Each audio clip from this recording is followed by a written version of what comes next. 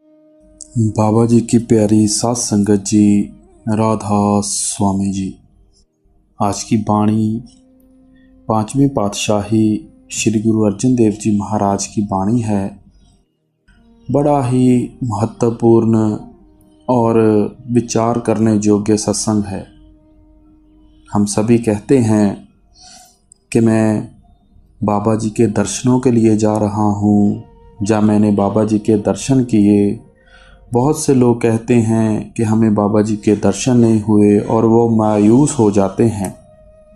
दर्शन क्या हैं और गुरु के मिलने के फ़ायदे क्या हैं और गुरु क्या देता है, हम आज के सत्संग में ये सब जानेंगे। उससे पहले मेरी एक विनती है कि डिस्क्रिप्शन में टेलीग्राम का लिंक दिया गया है। आप सभी उस लिंक पर जाकर टेलीग्राम ज्वाइन करें, हर छोटी बड़ी इन्फॉर्मेशन वहाँ से प्राप्त करें। तो आइए आज का बड़ा ही रूहानियत से भरा सत्संग शुरू करते हैं। दर्शन भेटत पाप सब नासे, हर्ष्यों दे मिलाई। श्री गुरु अर्जन देव साहब फरमाते हैं कि गुरु के मिलने के क्या फ़ायदे हैं और गुरु क्या देता है। जब हम गुरु के दर्शन करते हैं तो हमारा हृदय शीतल होता है, हमारे पाप नाश हो जाते हैं। वह अपने सत्संग के जरिए चोरी, ठगी, शराब, कबाब की आदतों को छुड़वाता है। वह कहता है कि आप प्रेम और प्यार के साथ नाम जपो, फिर नाम जपवाकर परमेश्वर के साथ मिलाप करा देता है। वह कहता है कि मालिक तुम्हारे अंदर बैठा हुआ है, अगर तुम उससे मिलना चाहते हो तो आओ, चलो मेरे साथ, मैं तुम्हें ले चलता हूँ। यह गुरु के मिलने का पहला फ़ायदा है। अब जो प्रेम के साथ दर्शन करते हैं उनके पाप नाश हो जाते हैं, मगर गुरु चाहे कितने ही पहुँचे हों, उनके अपने रिश्तेदार को उन पर यकीन नहीं आता, और जब तक यकीन नहीं आता तब तक कुछ नहीं बनता। कहते हैं मेरा सतगुरु पिता है, जिसके दर्शन करने से सारे पापों का नाश हो जाता है। देखो कितने प्रेम और प्यार है। फिर कहते हैं कि गुरु रामदास जी के दर्शन करने से सारे पाप नाश हो गए, उन्होंने मुझे परमात्मा से मिला दिया। पिता को परमात्मा समझना बड़ी ऊंची बात है। अब सवाल पैदा हुआ कि ये दर्शन क्या चीज़ है, परमार्थ में इसका क्या महत्व है। परमार्थ में दर्शनों का बहुत महत्व है। परमार्थी साहित्य में दर्शन पद परमात्मा के दर्शनों के लिए भी इस्तेमाल किया गया है, और सतगुरु के दर्शनों के लिए भी। परमात्मा के दर्शनों के बारे में गुरु अर्जन देव जी कहते हैं, दर्शन मांगू देह प्यारे, तुमरी सेवा कौन कौन ना तारे। आप प्रभु के आगे दर्शनों के लिए विनती करते हैं, क्योंकि प्रभु की भक्ति और प्रभु के दर्शन ही जीव के छुटकारे के असली साधन हैं। परमार्थी का असल उद्देश्य परमात्मा के दर्शन प्राप्त करना है, पर वह अपने आप उस अगम अगोचर प्रभु के दर्शन नहीं कर सकता। इसके लिए उसे सतगुरु की सहायता लेनी पड़ती है। कबीर साहब की वाणी है, निराकार की आरसी, सांदोही की देह, लखा जो चाहे अलख को, इन्हीं में लखे लेह।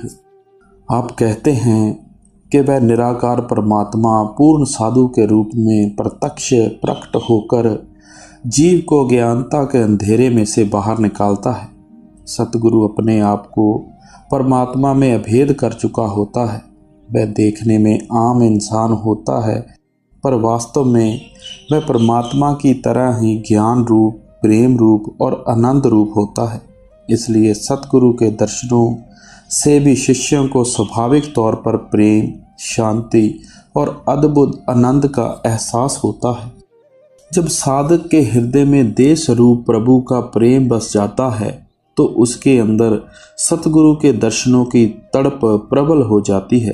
कहा जाता है कि जब किसी कारण गुरु अर्जन देव जी को अपने सतगुरु गुरु रामदास जी से बहुत दिनों तक दूर रहना पड़ा, तो आपने अपने सतगुरु के दर्शन की तड़प में यह वाणी कही, मेरा मन लोचे गुरु दर्शन ताई, बिलप करे चा तरक्की न्याई, त्रिखा ना उतरे शांत ना आवे, बिन दर्शन संत प्यारे जियो, हर गोली जियो घोल घुमाई, गुर दर्शन संत प्यारे जियो, तेरा मुख सहावा जियो, सहज तुन वाणी, चिर हुआ देखे सारंग पानी। आप कहते हैं कि हे सतगुर, तेरे विजोग में मैं पपीहे की तरह विलाप कर रहा हूँ। तेरे विजोग में मन की प्यास नहीं बुझती, तेरा सुंदर सुहावना स्वरूप और तेरी मधुर वाणी बार बार याद आ रही है। तू ही मेरा सच्चा मित्र है, तू ही मेरा प्रभु है। मेरे लिए तेरी पल पल भर की जुदाई कलयुग के समान है। मुझे ना दिन को चैन है, ना रात को नींद है। मैं तेरे दर्शनों के लिए तड़प रहा हूँ।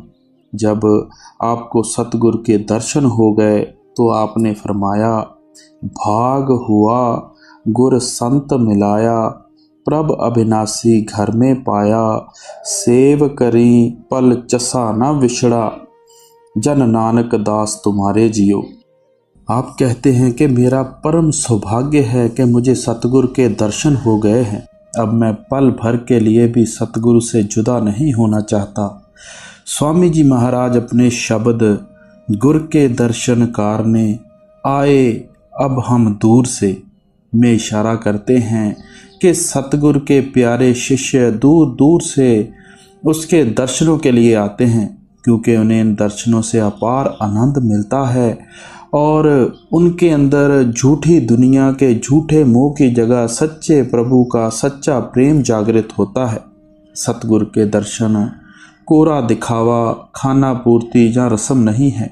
जितनी प्रबल हृदय में दर्शनों की तड़प होती है, उतना अधिक दर्शनों से लाभ प्राप्त होता है।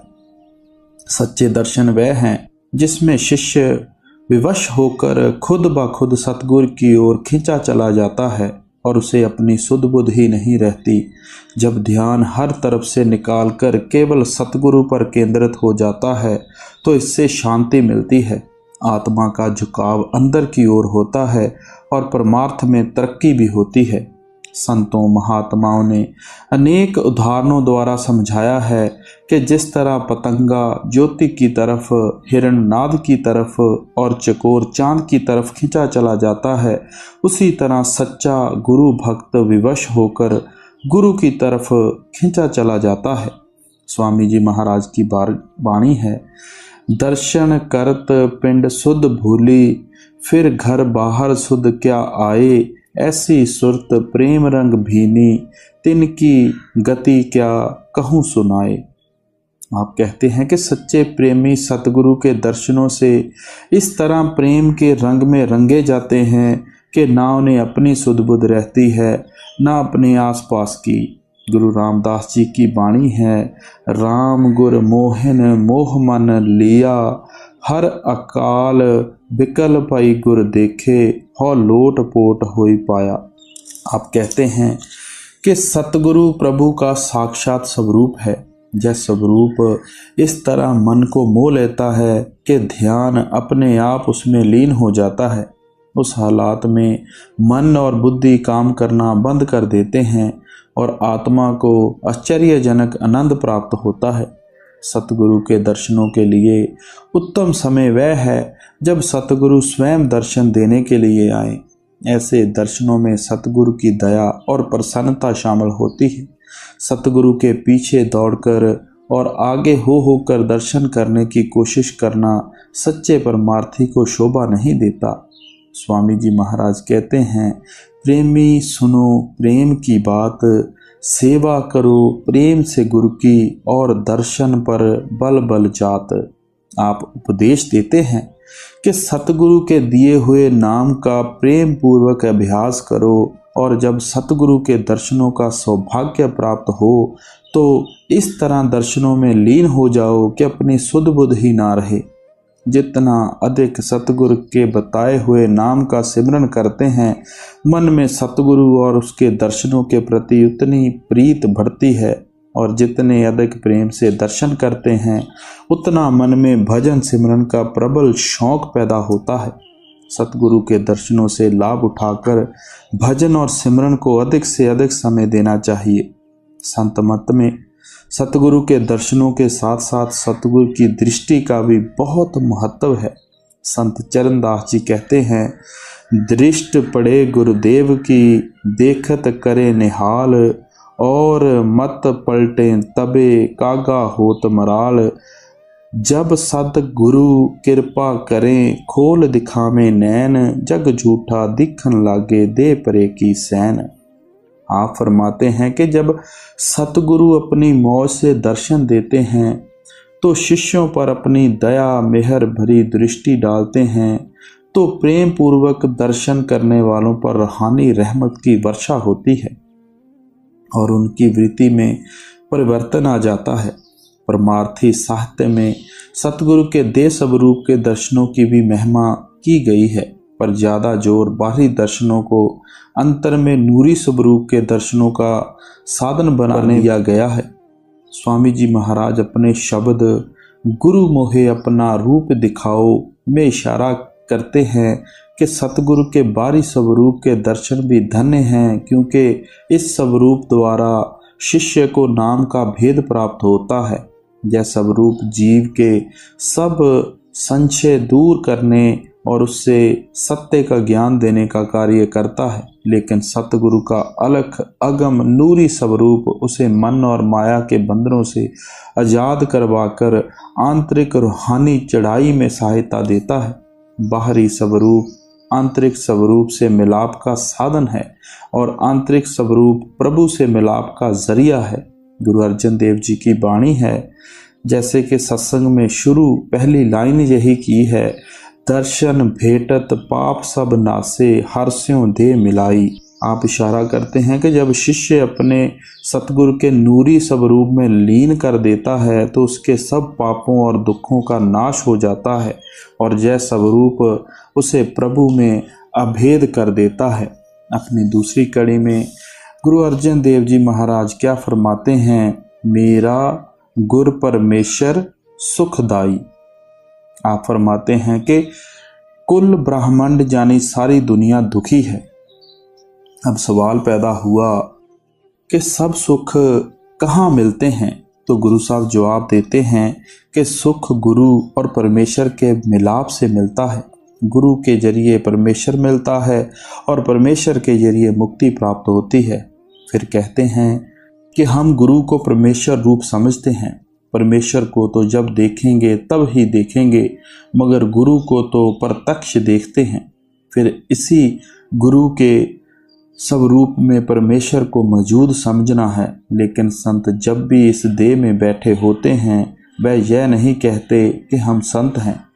एक सत्संगी जी बाणी कहती है, बाहर भीतर एको जानो। तो महाराज जी क्या जवाब देते हैं, जी मैं कहता हूँ कि जब आप 9 दरवाज़ों को छोड़कर ब्रह्मा पार ब्रह्मा में जाएंगे तो आपको पता लग जाएगा कि गुरु क्या है और गुरु क्या देता है। नहीं तो अगर किसी ने यह कह दिया कि गुरु झूठा है तो यकीन टूट गया, अगर किसी ने कह दिया कि सच्चा है तो यकीन बंध गया। लेकिन अगर अंदर जाके देख लो तो यकीन पुख्ता हो जाएगा।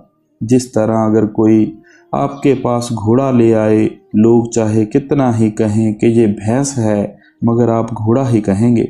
इसलिए जब आप वहाँ पहुँचो तब जो मर्जी हो कह दो, लेकिन यूं नहीं। गुरु साहब कहते हैं कि हम गुरु को परमेश्वर समझते हैं क्योंकि उनसे मिलकर हमारे मन में प्रेम प्यार और शांति पैदा हो गई। पार ब्रह्मा का नाम दृढ़ाए अंत होए सखाई। अब कहते हैं कि गुरु क्या बताता है, क्या उपदेश देता है। फिर आप ही जवाब देते हैं कि वह कहता है, पहले तुम 9 द्वारों को छोड़कर 2 ताकि तुम्हारा स्थूल शरीर से नाता टूट जाए। उसके बाद जब तुम सूरज चंद्रमा और तारामंडल को पार करोगे तो आगे सतगुरु सूक्ष्म शरीर में खड़ा है।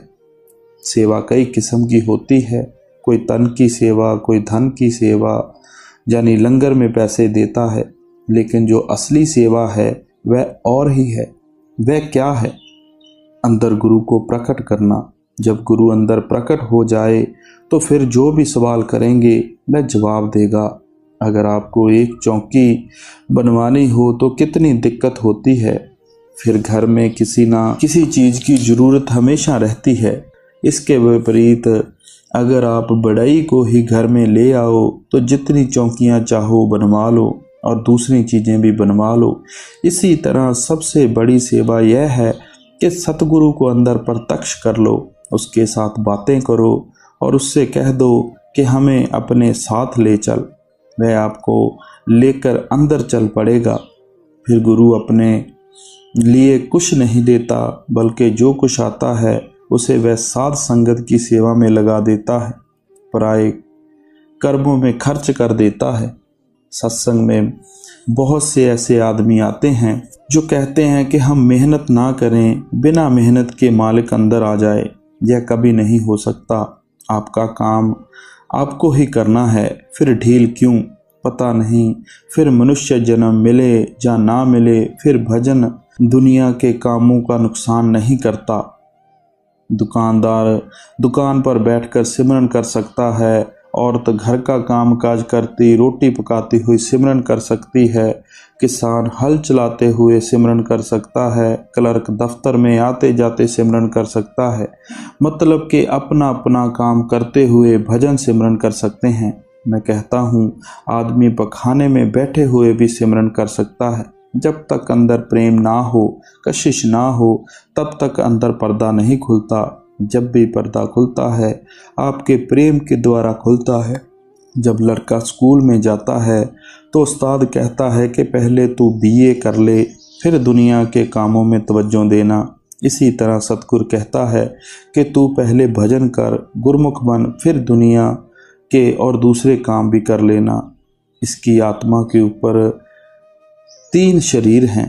पहले यह स्थूल शरीर है, इसके अंदर सूक्ष्म शरीर है और इसके अंदर कारण शरीर है।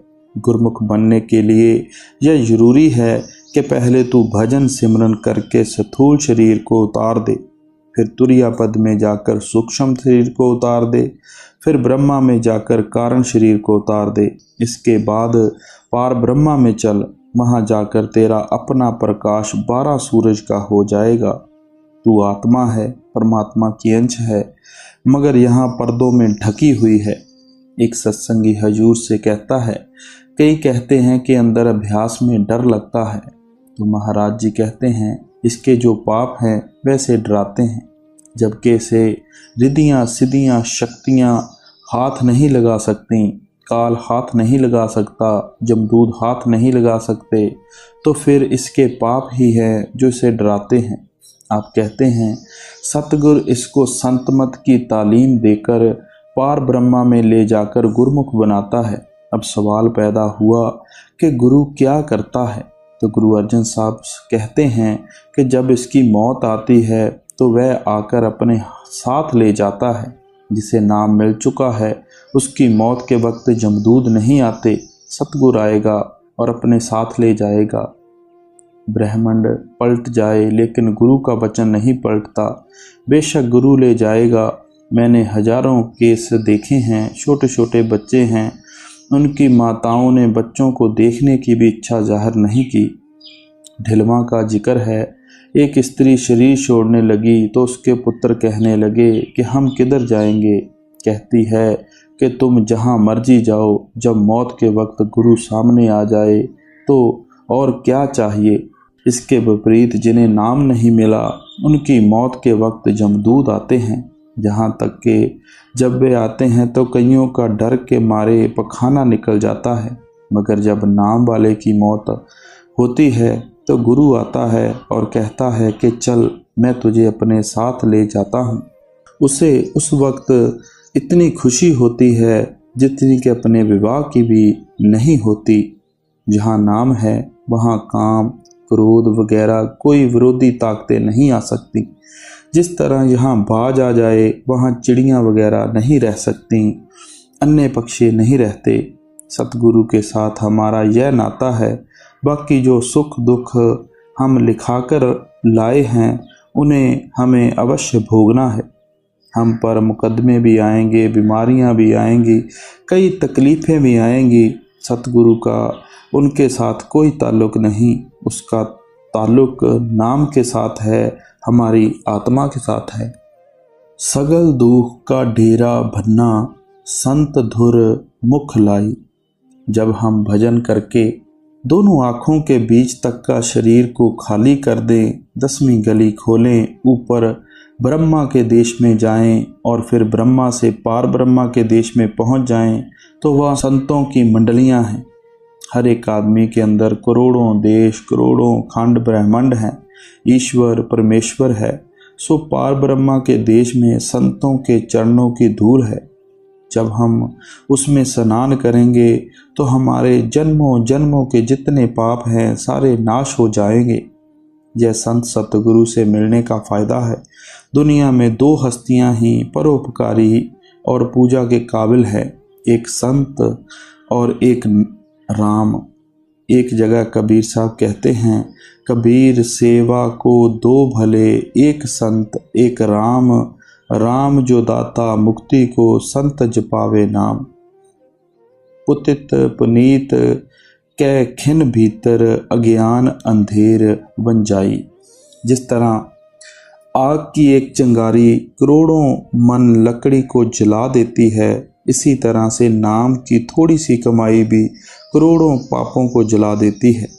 वेद शास्त्रों ग्रंथों पोथियों को पढ़ने से मुक्ति नहीं, मुक्ति नाम में है। कहते हैं जिस वक्त नाम की कमाई की, अंदर पर्दा खुल गया, सारे पाप नाश हो गए। सारी दुनिया आँखों से बाहर बैठी हुई है, अंदर नहीं गई। जिस तरह कुत्ते बिल्ले पेट भर कर चले गए, वैसे ही यह चली गई। हमारा खाना पीना सोना मतलब कि सब कुछ पशुओं जैसा है, बाहर अज्ञान है। जब गुरु से नाम लेकर ऊपर चढ़े, ज्ञान हो गया, अज्ञान जाता रहा। इस तरह गुरु से मिलने का एक तो यह फ़ायदा हुआ, दूसरा वह जो युक्ति देता है यानी नाम देता है, उसके जरिए सारे पाप नाश हो जाते हैं। कारण कारण समरथ सुमामी, नानक तिस सरनाई। श्री गुरु अर्जन साहब कहते हैं कि गुरु करण कारण और समर्थ होता है, हम उसकी शरण लेते हैं। अब अगर कोई ना पहचाने तो उसकी गलती है। छोटे बच्चों की किताबों में एक कहानी आती है। एक बार रूस का बादशाह पीटर जहाज़ों का काम सीखने के लिए मजदूरों में भर्ती होकर हॉलैंड चला गया। वहाँ पर उसे बहुत सारे रूसी मिले जिसको उसने किसी जुर्म की सज़ा में देश निकाला दिया हुआ था। उसने पूछा कि तू यहाँ कहाँ से आया है? पीटर ने कहा कि मैं रूसी हूँ। फिर उसने उन लोगों से पूछा कि तुम कहाँ के हो? उन्होंने कहा कि हम भी रूसी हैं। पीटर ने कहा मैं भी रूसी हूँ, तुम भी रूस के रहने वाले हो, इकट्ठे काम करेंगे। उन्होंने कहा अच्छा। जब बादशाह ने काम सीख लिया तो साथियों से कहने लगा चलो रूस चलें। उन्होंने कहा कि बादशाह ने हमें देश निकाला दे रखा है, हम नहीं जा सकते। पीटर बोला कि मैं बादशाह से बख्शवा दूंगा।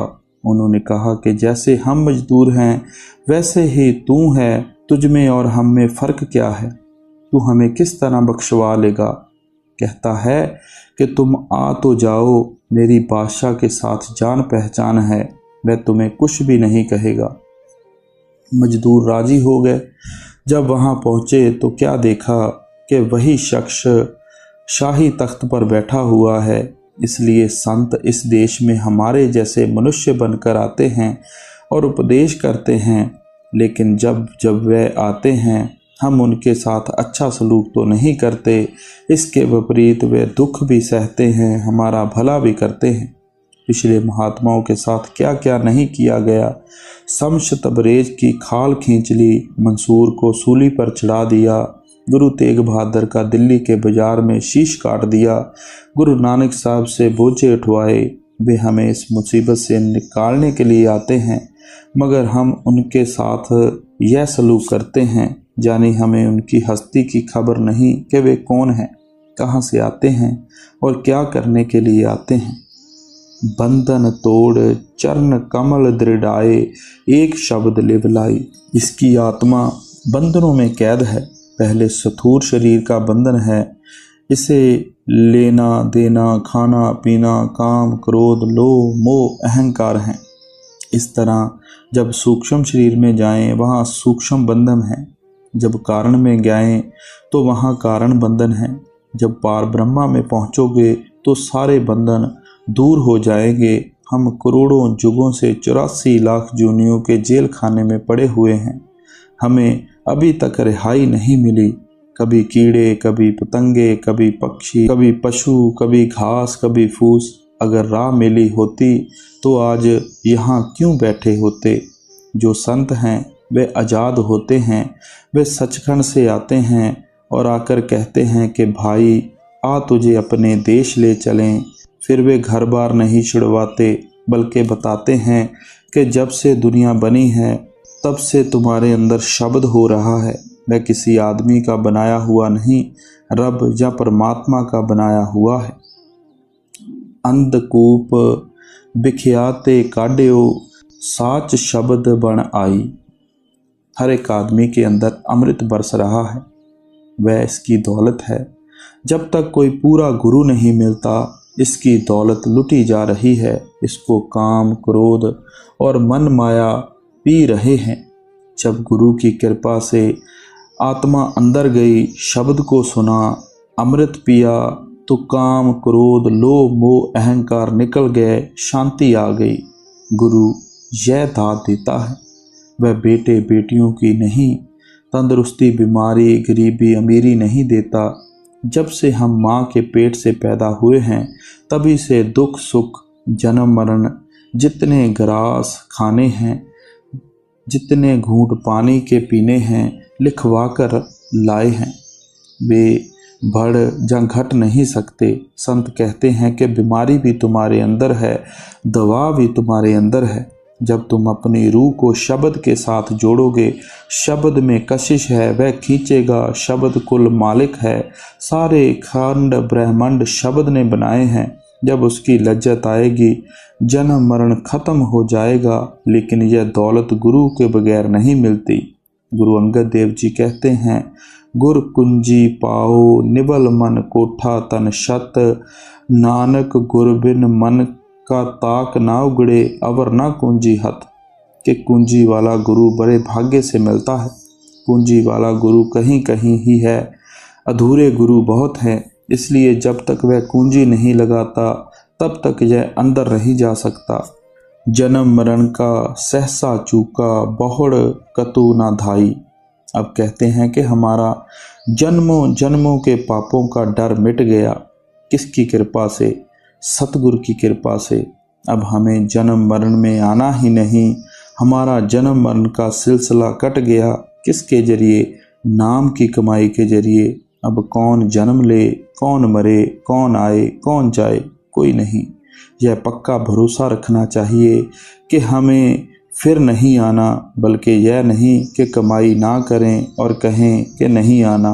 कहते हैं जो दवाई गुरु देता है अगर उसे खाएं तो जीते जी पर्दा खुल जाए, रूह खंडों ब्रह्मंडों पर चली जाए, मुक्ति हो जाए। फिर धर्म राय क्या करे? गुरु रामदास जी फरमाते हैं, धर्म राय दर कागद फारे, जन नानक लेखा समझ। कबीर साहब भी फरमाते हैं, धर्म राय का दफ्तर सोध्या, बाकी रिजब न काई। के लेखे वाला कागज ही फट गया। जो नाम है वह किसी जुबान या भाषा का नहीं। अगर भाषा का हो तो एक भाषा वाले का भला हुआ, बाकी के साथ जुल्म। उस मालिक ने उस भाषा में रखा है जो सबके लिए एक है। गुरु अर्जन साहब कहते हैं कि हमने अपना जन्म मरण खत्म कर लिया है, अब कौन जन्म ले और कौन मरे।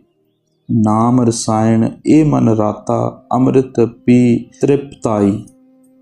रसायन उस धातु को कहते हैं जिसे अगर कली में डाल दें तो वह चांदी हो जाती है, तांबे में डाल दें तो वह सोना हो जाता है।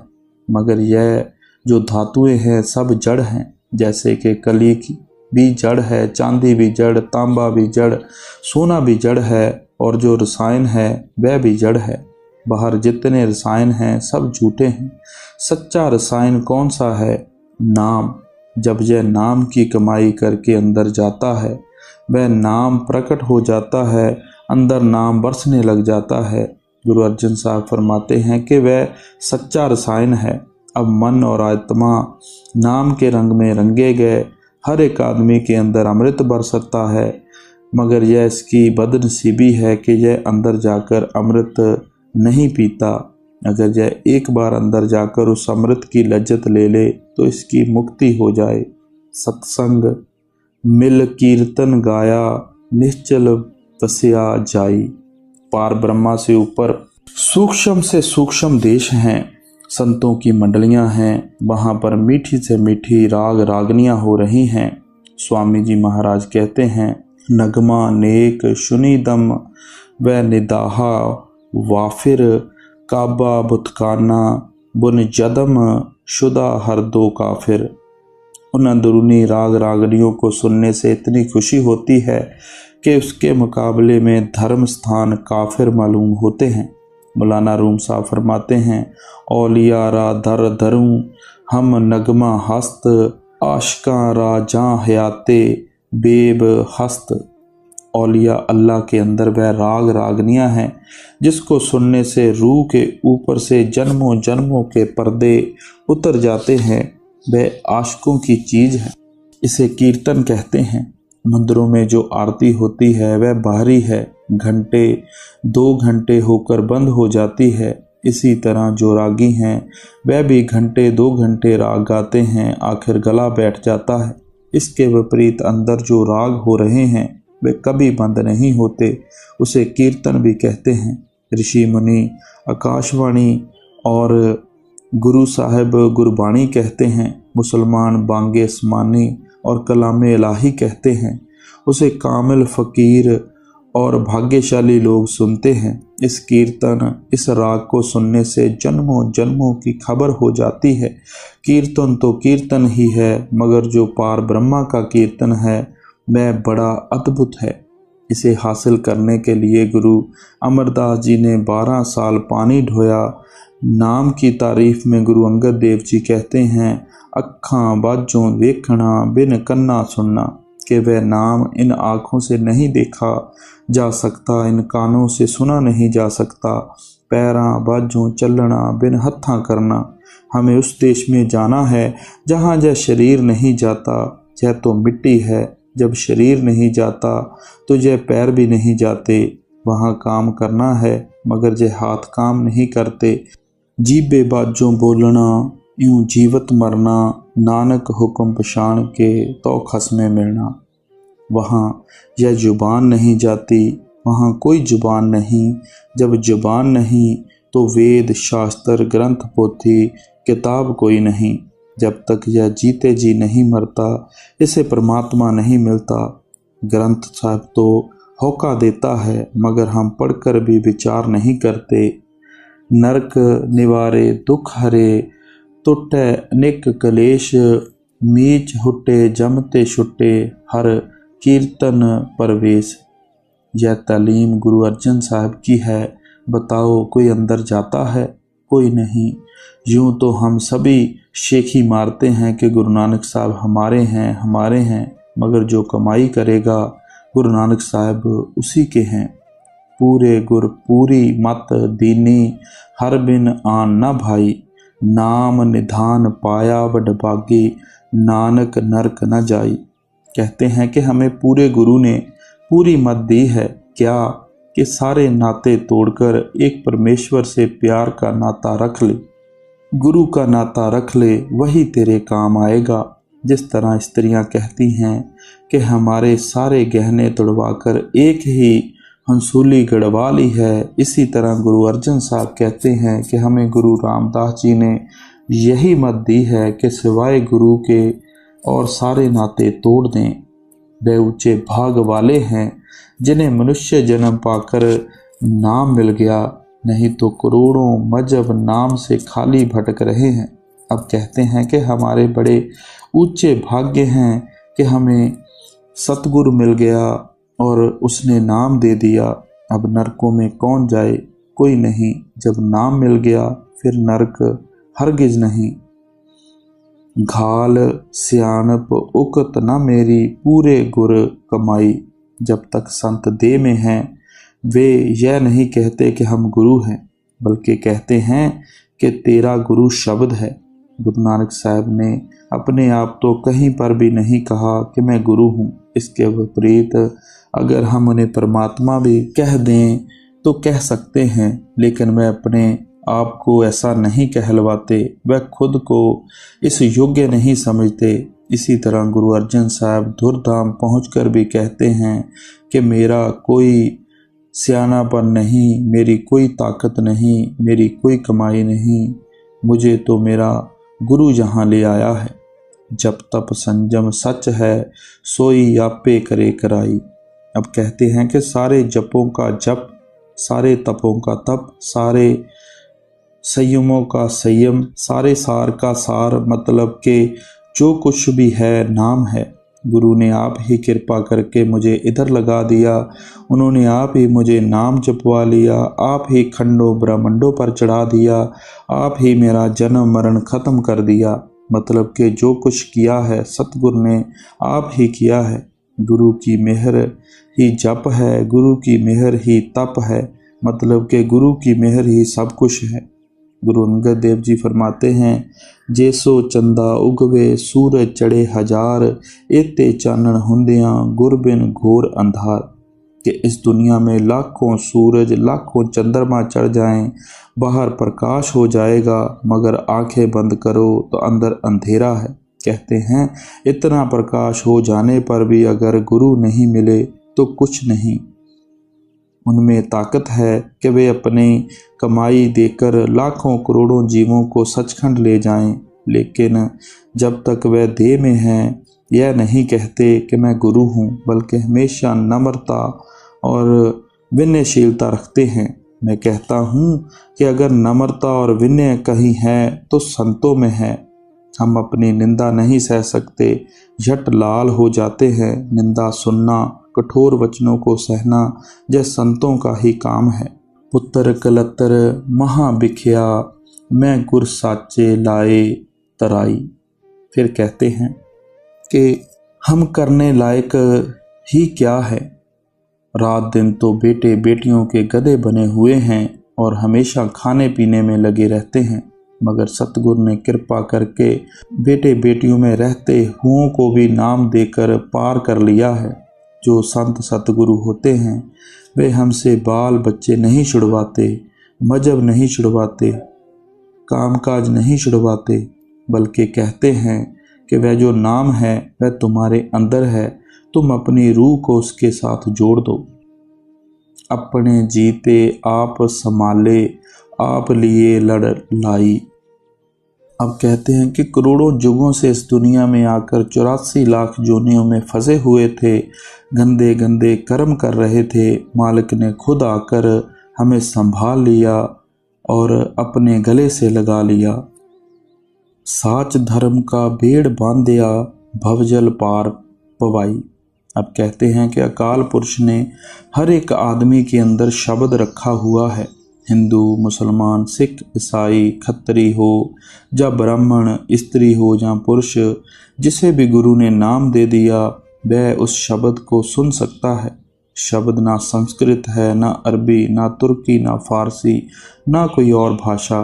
सारी दुनिया आँखों से बाहर बैठी हुई है।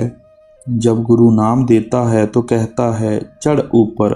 जब नाम की गमाई की पर्दा खुल गया, आत्मा खंडों ब्रह्मंडों पर चली गई, जन्म मरण खत्म हो गया। बात आसान है, पर अगर समझ में आ जाए। बेशुमार बेअंत स्वामी, नानक बल बल जाई। अब कहते हैं कि वह मालिक बेशुमार है, बेअंत है, खुद खुदा है, वाहिद हु ला शरीक है।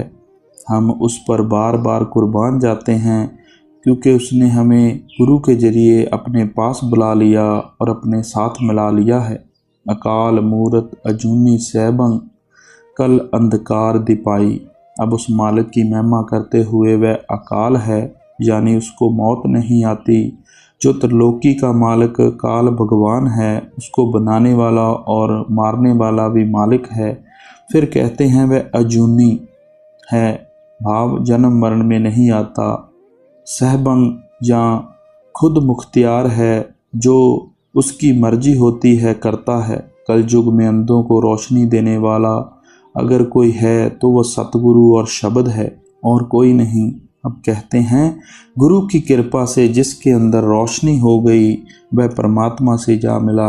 गुरु अर्जन साहब कहते हैं कि हम उन पर बार बार कुर्बान जाते हैं। क्यों? क्योंकि इस कलयुग में घोर अंधेरा है। सारा संसार विषय वकारों में, बेटे बेटियों में, काम धंधों में इतना फंसा हुआ है कि 2 मिनट भी मालिक के ध्यान में नहीं बैठ सकता, मगर उसने हमें यहाँ से निकाल लिया है। अंतर्जामी जीवन का दाता देखत तृप्त अघाई। आप कहते हैं कि वह मालिक चोरों, ठगों, दुराचारियों मतलब के सबके अंदर है। कोई जीव उससे खाली नहीं, मगर उसको खबर नहीं कि वह हमारे अंदर है। जिन्होंने नाम की कमाई करके अंदर पर्दा खोल लिया, उनको शांति आ गई, उन्होंने अपना जन्म मरण खत्म कर लिया। अब कहते हैं कि पूर्ण शांति खुशियां देने वाला नाम है, और वह आपके अंदर तलाश करने पर ही आपको मिलता है। एक ओंकार निरंजन निर्भव, सब जल थल रेहा समाई। अब कहते हैं कि वह ताकत जो मुक्ति प्रदान करती है, उजाड़ों, पहाड़ों, नदियों, जंगल मतलब के ज़रे ज़रे में मौजूद है। जब हम सतगुरु के पास जाते हैं तो वह कहता है कि वह तेरे अंदर है, अंदर चल। जब हम उसकी हदायत के मुताबिक अभ्यास करके अंदर जाते हैं तो वह हमारी आत्मा को उसके साथ जोड़ देता है। अंजन कहते हैं माया को। वह मालिक निरंजन यानी माया से रहित है, निर्भय है, उसे किसी का डर नहीं, वह खुद मुख्तियार है, वह ज़रे ज़रे में भरपूर है। सतगुरु ने हमें उसके साथ मिला दिया। भगत दान भगता को दीना, हर नानक जाचे माई। अब अपनी आखिर की कड़ी में कहते हैं कि जो जो उसकी भक्ति करता है वही उसका भक्त है और उसके साथ मिला हुआ है। उसने अपने भक्तों को भक्ति का दान दिया हुआ है। अब गुरु अर्जन साहब कहते हैं कि मैं भी तेरा मंगता हूँ, तू मुझे भी वही दान दे जो तूने अपने भक्तों को दिया है। क्या? अपनी भक्ति, अपना प्यार। सो गुरु प्यारी साध संगत जी, आज का ये बड़ा ही रूहानियत भरा सत्संग यहीं पे समाप्त होता है। सो हमें भी चाहिए कि जिस तरह गुरु हमें प्यार देता है, हम भी गुरु की भक्ति में लगें, उसकी खुशी में उसके शरीक हो जाएं। राधा स्वामी जी।